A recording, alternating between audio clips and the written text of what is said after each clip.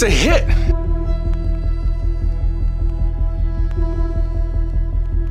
The Nintendo Switch 2 is a hit, and just in the first week, the console has sold, I believe, 3.5 million, meaning that Nintendo has officially broken the curse. And for those who don't know what curse I'm talking about, we will live the game through our hand. Since the release of the Nintendo 64, Nintendo has not been able to follow up a successful console with another successful console until now.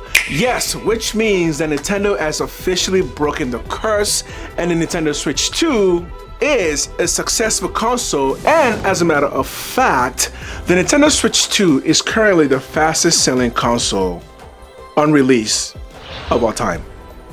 Okay, so how exactly did Nintendo do this, and what about the Switch 2 makes it a perfect follow-up to the Nintendo Switch 1? I've spent the last week playing the Nintendo Switch 2, and the reason why this console is successful is pretty simple. It's a Nintendo Switch. That's exactly what it is. It is a bigger, slicker, thinner Nintendo Switch, and that is the reason why it's a hit. Look, the bottom line is the success of the Nintendo Switch 1 was so massive, there was no way Nintendo was going to make the same mistake they made after the success of the Wii. And in fact, until the very moment the console released, many people still believed that Nintendo Switch 2 would become another Wii U. But may I remind people, just in case people forget, that the reason the Nintendo Wii U failed so much is because nobody knew what the Nintendo Wii U was. Here's the thing, the Nintendo Switch 2 knows exactly what it is. It is a bigger, faster, slicker, better looking Nintendo Switch 1, and that is what it is.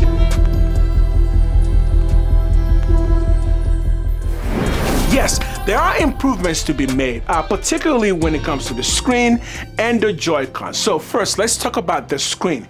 There is no OLED, but yes, this screen is perfectly good enough as a holdover till the OLED version comes. So now the question is, why exactly did Nintendo not release an OLED version with this version? Well, for one, if the Nintendo Switch 2 was OLED, it would be more expensive by at least $100 to $150. Secondly, and this one may not seem like a big deal, but people do need to know that whenever you launch a console, the last thing that company wants to do is to give the impression to certain gamers that they don't have the best of the new console, that, oh, they weren't willing to spend a little bit more. That's kind of a thing that you don't really want to deal with, especially Nintendo being a family-friendly company. You kind of really don't want to create a situation where somebody feels like their parents didn't get them the better console that was available right next to the one that they got. So that is a practical reason to not release two SKUs at the same time, especially if it's gonna be like a visual difference. But even with that being said, yes, the Switch OLED is going to come. In about 3 to 4 years, Nintendo is going to announce the Switch OLED, and by that time, those who really want an OLED would be primed and ready for that. But let me just remind you, just in case people again don't know this, there's still plenty of people who want to buy the Nintendo Switch 2 and don't quite have the funds for it yet and have to wait closer to the holiday season to be able to get it. So if you have one and you're thinking to yourself, I wish this was better, just keep in mind that better is a subjective term, and that better generally always means more money, which means that less people would be able to get the console. So the fact that 1, the console is out, 2, it is breaking records, and 3, it seems to be legitimately enjoyable by customers, does mean that Nintendo were correct on their calculations for the price and how high people are willing to pay for the Nintendo Switch 2.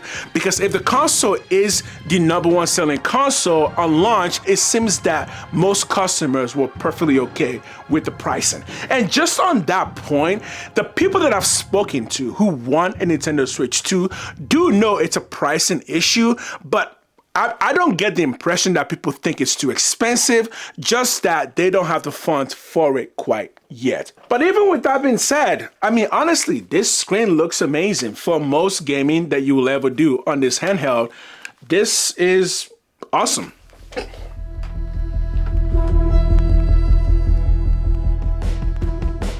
But the other reason why the Nintendo Switch 2 is selling as well as it is that this system is still hands down the best portable system out there. How long were you in line for? Oh, so long. It was So like long? 4 hours. 4 hours? Okay, what are you gonna play tonight? Mario Kart? Yes, there is a Steam Deck. Yes, there is the Ally Rug and the Ally Super Rug and the Ally Xbox Rug. Whatever the case may be, there are plenty of handhelds, but Nintendo Switch still proves to be the most portable of those handhelds. It is lighter than every other handheld, and because it has Nintendo games, oh, ladies and gentlemen, welcome to the Mario Kart show. It kind of still is the perfect handheld device. It just kind of does what everything else doesn't do. And you do get Nintendo first party games, so all in all, honestly, this console is unbeatable. So, if you ask me, should you get a Nintendo Switch 2? The answer is absolutely, emphatically yes. Because Nintendo is so family friendly, this is the console that a majority of gamers who are coming into the gaming world are going to be introduced to. So, let's talk about games.